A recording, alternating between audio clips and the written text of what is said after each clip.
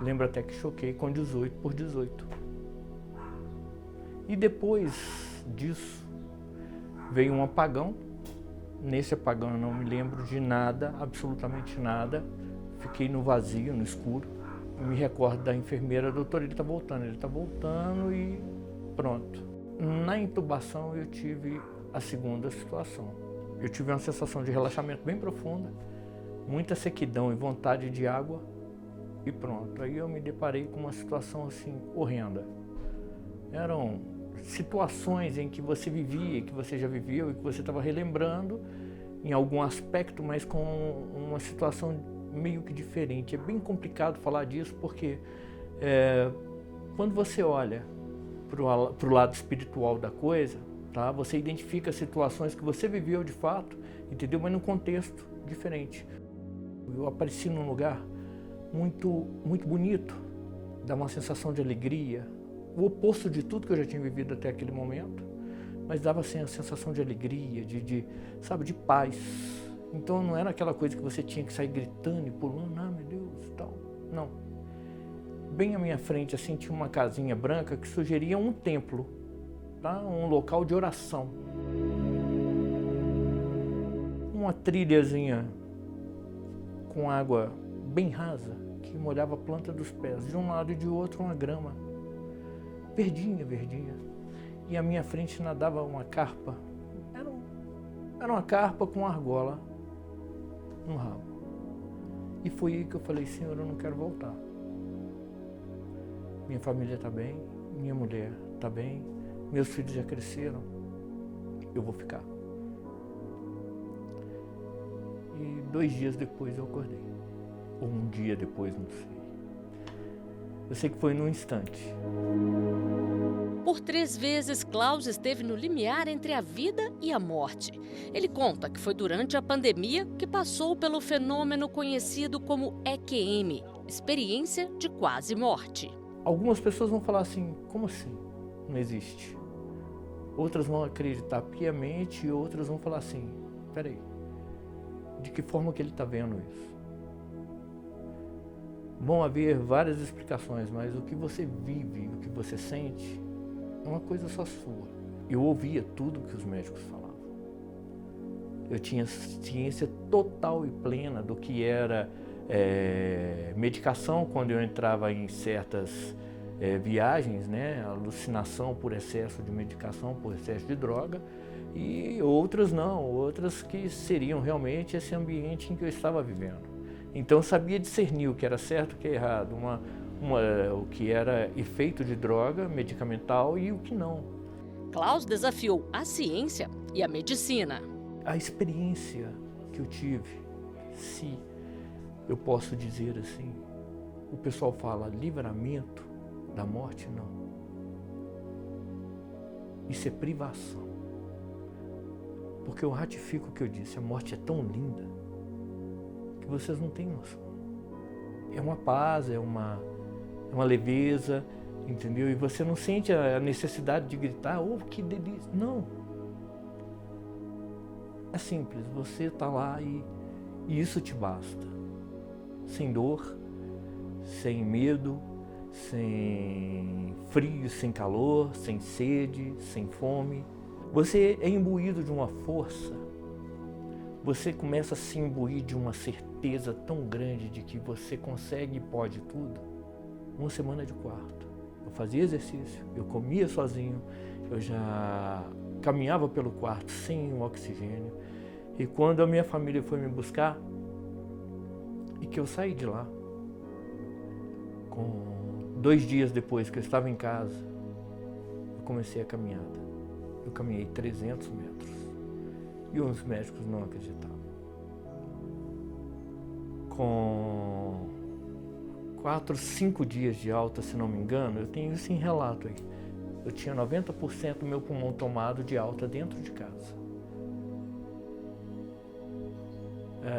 Eu já caminhava, eu já fazia exercício. E o pessoal sem entender como assim, Sr. Klaus? Experiência que mudou não só a forma como Klaus enfrenta a vida, mas também como ele vê a morte. eu tinha muito medo da morte, porque a gente vê a morte como uma situação de contingenciamento. Ela te obriga a se separar daquela pessoa. Ela te obriga a se afastar de qualquer jeito daquela pessoa. Hoje não, eu não vejo a morte assim. Hoje eu tenho a certeza que aqui é só uma fase de transição mesmo, entendeu? E isso a gente ouve falar muito, mas quase ninguém vivencia. E quando a gente vê a coisa acontecer e quando a gente entende isso, eu não faço definição de morte, eu faço definição de vida. Apesar de tudo que eu passei antes de conseguir chegar até onde eu cheguei, o resultado é esplêndido, é maravilhoso, valeu a pena. É como se você estivesse aqui na Terra, sabe? Vale a pena viver? Vale. Vale a pena estar aqui? Vale. Você não está aqui por alguma coisa, por alguma razão, a sua vida não tem sentido aqui? Tem. E quando você chega naquele objetivo, você não quer mais alguma coisa? Sim. Isso aconteceu comigo nessas experiências.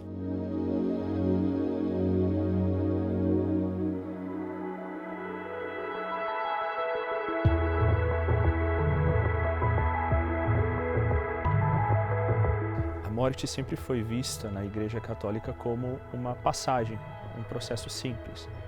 Porém, nos inquieta muito hoje essa simplicidade, porque nós não sabemos o que nos espera do outro lado. Então vem a incerteza. Muitas pessoas vivem a morte com uma incerteza muito grande, com medo, com um sofrimento. Mas o plano de Deus originalmente não era esse, era que a morte fosse como um sono, como algo rápido, algo simples. Porém, desde que o pecado desestruturou a nossa natureza, nós experimentamos o sofrimento, esse apego à vida que nós temos hoje, que nos faz sofrer nesse momento. Mas é algo simples, é uma passagem, é como fechar os olhos nessa vida e abrir os olhos na próxima vida. A morte é uma passagem natural de todo ser humano que habita nessa terra, nesse solo sagrado. A carne, ela se desfaz, mas o espírito não, o espírito continua. Eu mesmo tinha muito pavor dessa palavra, né? Eu enquanto ser humano. E com o passar do tempo e com o aprendizado de meu pai e de minha mãe, eu fui vendo que ela não é tão feia quando ela é natural, óbvio, né? Uma morte natural, a concepção é completamente diferente, mas não deixa de ser uma morte, né? Então, assim, é bem complicado, é aquele negócio, só sabe quem passa. Mas, para mim, Mametusazi Leuassi é uma continuidade em um outro plano. Estamos num estágio de evolução constante. Então, essa evolução, ela acontece após esse desligamento do corpo com o espírito. Para o espiritismo, a morte é o fim de um estágio. Quando nós reencarnamos ou encarnamos, nós trazemos um quanto de energia. Esse quanto de energia vai manter as suas células vivas, cerebrais ou não, para você ver 30 anos, 40 anos, 50, 100 anos, é o tempo programado de acordo com o seu mérito ou programa de vida. Aí então, esgotado o processo, a pessoa vai embora. Alguns com a doença grave, alguns por um acidente, alguns num processo natural. E que essas energias vão se exaurindo e exauridas, o cérebro deixa de funcionar, o coração para de bater. O coração não tira férias, nunca pediu férias a ninguém, né? Mas quando chega o momento, ele para de bater simplesmente. E na hora que a pessoa morre ou desencarna, como nós falamos, o coração vai reduzindo as suas batidas e são os dois pontos finais. Para as religiões, a morte não é um fim, ela é talvez no máximo a conclusão de uma etapa, ela é talvez a passagem.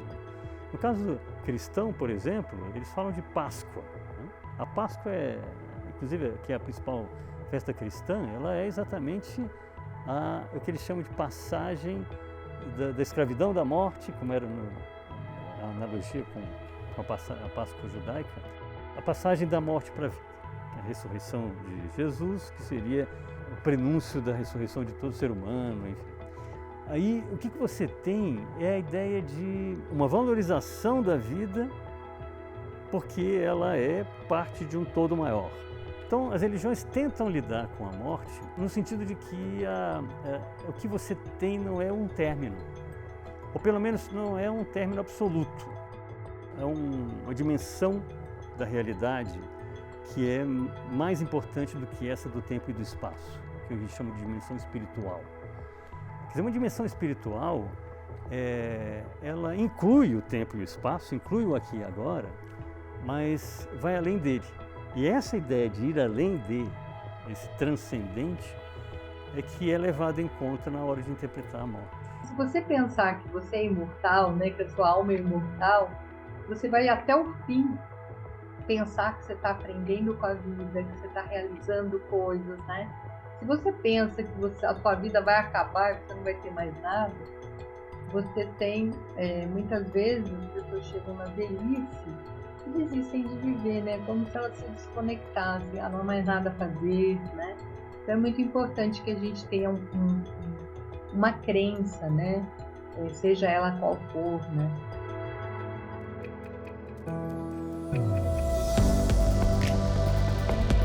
Nós, médicos, a gente trabalha muito com o contexto biológico, né? O corpo em si. Então a morte pode ser e é entendida, né, quando o coração para de bater, quando o pulmão para de inspirar, expirar, ainda um contexto de morte encefálica, né, que, né, as estruturas cerebrais, os comandos cerebrais não têm sinais, né? E só que a morte, ela não é só o biológico, só o bater do coração, né? É impossível a gente dominar a morte só pela medicina, porque ela é algo social, cultural, espiritual, emocional, né? Ela é esse todo, de muitas dimensões. Só que quando a medicina evoluiu, essa tecnologia toda, ela trouxe uma sensação para a medicina de que a morte é uma derrota, de que é uma batalha a se vencer. Então, para a medicina, a gente entender nesse contexto multidimensional, a gente precisa entender, apesar de a gente não ser formado assim na faculdade, de que a morte, ela é o contrário do nascer. A gente nasce e a gente faz parte dessa vida, dessa experiência, e a morte faz parte desse processo.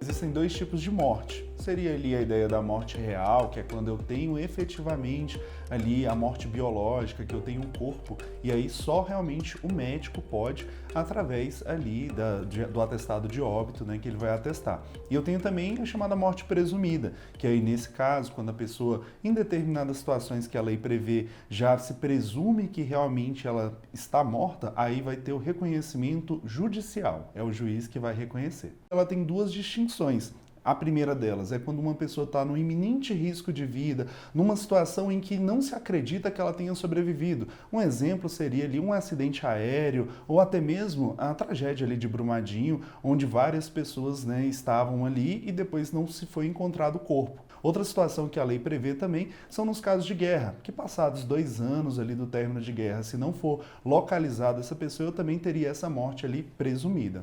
Existe também uma terceira hipótese, que é importante a gente destacar, que chama comoriência, que é quando 2 pessoas morrem simultaneamente e não consegue se dizer qual delas morreu primeiro. Exemplo, um pai e um filho. Isso pode acarretar ali uma distinção dentro do fenômeno sucessório. E o que diz a nossa legislação sobre a morte com dignidade? A Constituição, ela prevê ali o direito à vida, ela prevê também a dignidade da pessoa humana. Agora, não tem nada na Constituição que vem falar sobre o direito à morte. Porém, exatamente por conta do princípio da dignidade da pessoa humana, é que se busca, em alguns casos, que a pessoa tenha realmente essa morte digna, seja ela através de um acompanhamento paliativo ali de um profissional de saúde ou outras modalidades, inclusive. Na década de 60, né, não só os cuidados paliativos, mas o que a gente chama da bioética, a ética relacionada ao cuidar, né, a gente começou a refletir, né, em trazer o que a gente chama de autonomia, ou seja, o indivíduo ele ganha voz no seu cuidado de saúde, sobre a sua vida, sobre os seus cuidados e sobre o morrer. O cuidado paliativo tem o princípio de aceitar a morte como parte da vida. A gente afirma a vida, mas a gente aceita a morte como parte do fim da vida, em algum momento. A gente morre uma vez, antes a gente está vivo, mas existe o processo de morrer. E aí o cuidado paliativo traz isso, da gente entender que muitas doenças crônicas com envelhecimento, elas nem todas são passíveis de cura, né? O indivíduo ele vai em algum momento, seja porque ele está muito velho, com baixa reserva, ou porque realmente tem uma doença grave, que não tem um tratamento que mude, que a morte vai acontecer.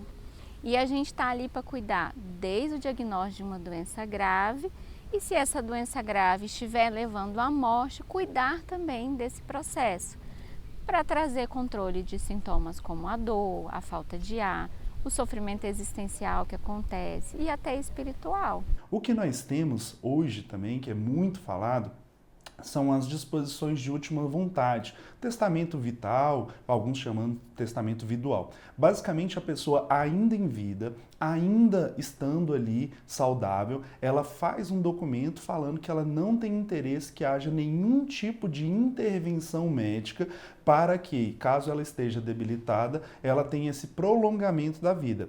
Esse documento ele tem sido sim muito aceito, tanto pela comunidade médica quanto também pelos tribunais, porque basicamente a pessoa, né, o paciente está dizendo que ela não quer passar pelo tratamento. Agora, interromper a vida não é possível em nenhuma hipótese. No Brasil, a gente tem uma resolução do Conselho Federal de Medicina que traz sobre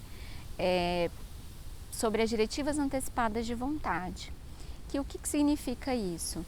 Isso é um documento, uma conversa, um processo que essa pessoa, mesmo sem uma doença grave, o ideal até que se faça antes, que seja maior de idade, que ela reflita se ela tiver doenças no futuro grave, incuráveis, como ela deseja ser cuidada. Porque se essa pessoa, ela se comunica, ela está falando à vontade o que ela fala, pela ética média, a medicina, a vontade dela prevalece, ela está informando o que ela quer, o que ela deseja. Mas no processo de morrer, é comum que as pessoas entrem o que a gente chama de um coma, perde a consciência e ela não vai conseguir falar por ela. Então, através desse processo, dessa conversa com o médico, um registro em prontuário, ela vai conseguir falar sobre como ela quer ser cuidada nesse processo.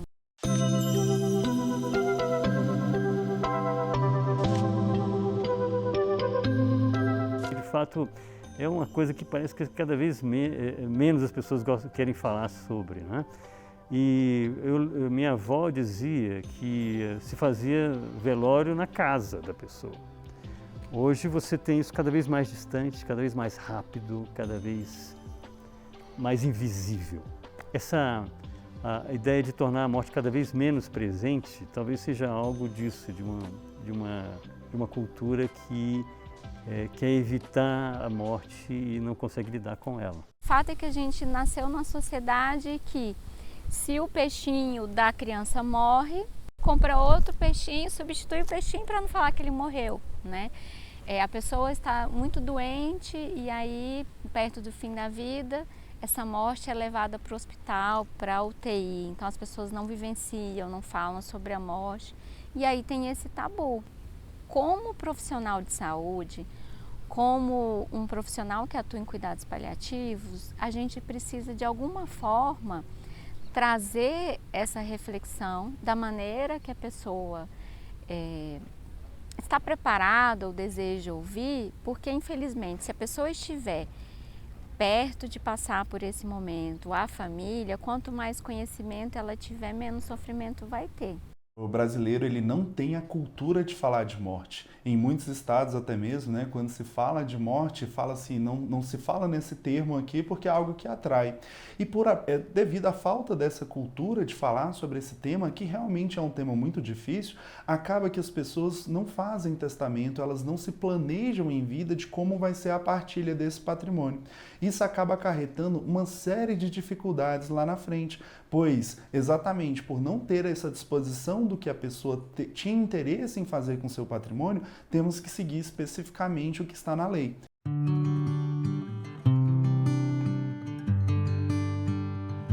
O símbolo que marca a morte e que a gente vive num momento de luto, de velório, é uma maneira de ressignificar, reordenar a vida diante dessa desestruturação que é essa ruptura. Mesmo para quem não acredita que haja algo depois da morte, essa dimensão simbólica é preciso reconhecer que ela é uma maneira de dar essa ressignificação. A morte é uma dor que dói fisicamente. O ser amado está ligado a gente pelos laços da afetividade. Então, é o melhor para fazer pela pessoa que vai orar por ele. Porque quando a gente está orando, está criando um nível de segurança, de apoio. Estou aqui contigo, estou do seu lado. É lindo observar que isso é uma passagem. E também, quando a pessoa tem esse nível de preocupação de orar, ele parte, libera da mão do ser amado que já não consegue ter energias físicas, e do outro lado está a outra mão que se abre. Estou aqui esperando. O luto ele é extremamente importante, né? Uma despedida. Ele é você primeiro ter que lidar com a dor, depois você ter que encarar o mundo sem essa pessoa, né? E depois você de novo conectar quando você consegue ultrapassar esse momento do luto. Sempre vai ser uma dor quando você lembrar, sei lá, da perda de um filho, da perda de uma mãe, de um amigo. Mas você continua a sua vida apesar disso. Então, essa conexão com a vida ela é muito importante, né? Que você continue fazendo as suas coisas, realizando. Agora, essa alegria ela não vai vir de uma hora para outra, né? E nem vai vir assim, passou um ano, pronto, agora vai vir a alegria, sabe? A gente precisa deixar que a pessoa fale muito sobre isso. A gente precisa escutar.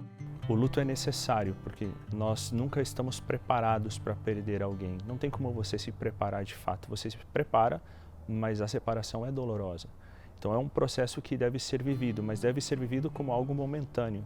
O problema é quando ele se torna um para sempre, que a pessoa vive em luto. O luto é um período que deve ser vivido. Dentro da psicologia também se fala isso, se estimula isso, para que a pessoa possa fechar esse ciclo de despedida, mas a vida não pode ser fechada depois junto com esse processo. Uma frase clichê também da igreja, saudade sim, tristeza não.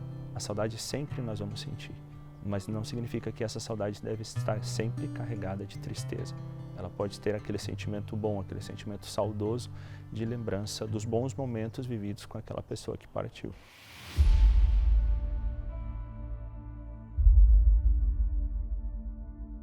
Nós paramos e eu falei para o meu esposo, Jarinho, vamos, que a gente está no meio do asfalto, né? Ele falou, mas o carro não responde, é como se as rodas estivessem travadas. Então, nesse momento, eu senti o baque no carro. Vi um carro de Barreiras para Brasília, nesse carro era um casal e uma criança, eles vinham a 150. Então, não deu tempo de frear. Chocou com a lateral do nosso carro e os dois entraram em combustão. O acidente aconteceu em 2010. No carro estavam Vânia, o marido Jairo e os filhos Rairan, Ana Beatriz, Pedro e Júlia. Apenas o mais velho foi retirado com vida do carro, mas morreu 15 dias depois. Quando nós já socorridos dentro do carro do Corpo de Bombeiros, ele muito agitado, muito queimado, muito nervoso, e eu sempre calma. Isso eu tenho muito claro na minha mente, eu sempre calma, acalmando ele, dizendo, meu filho, vai ficar tudo bem. E eu me recordo que essa mão, muito queimada, segurou na mão dele, muito queimado, quase colando uma na outra, e rezamos um Pai Nosso juntos. Foi o último momento que eu vi o Rairan. eu não vi mais meu filho. Os 90 dias que eu fiquei no Agarram foram por conta das queimaduras, né? Então, ali naquele momento, a equipe, eles tinham entrado em acordo que não me falaria nada, porque eu estava no limiar de morrer também. Então, toda a família, todos os amigos silenciaram. Mas sempre que ficava alguém comigo, alguma visita, eu olhava nos olhos e sentia que tinha algo diferente. Os olhos marejavam e a pessoa saía. Quando saiu do hospital, Vânia soube que tinha perdido o marido e os 4 filhos. Em nenhum momento eu me revoltei com Deus. Meu coração foi muito assim, grato pelos 20 anos de casada, pelo marido maravilhoso que eu tive, 4 filhos lindos, saudáveis. De onde vem tanta força para continuar? Geralmente eu não falo em religião, não falo em crença, mas não posso falar de tudo isso sem me reportar a Deus. Acho que todos nós temos algo maior, né? Soberano, além dessa terra aqui, que nos faz realmente nos revigorar. Então, eu nunca me imaginei ser possuidora de uma fé tão grande. Eu sempre ouvi falar da centelha divina, do grãozinho de mostarda, né? Mas não imaginei que essa fé ia eclodir. E hoje eu entendo por que ela eclodiu. Porque eu precisava passar para as pessoas que hoje o dia está lindo, o céu está maravilhoso, amanhã pode estar nublado. E assim é a nossa vida. Vânia escreveu um livro onde conta essa história de vida e de fé. Também dá palestras para ajudar outras pessoas. Muitas vezes vai doer, vai. Agora sim, tem pessoas que têm seus limites, né? Eu não posso dar uma receita nem dizer as pedras que eu pisei. O luto ele é muito individual, ele é muito pessoal.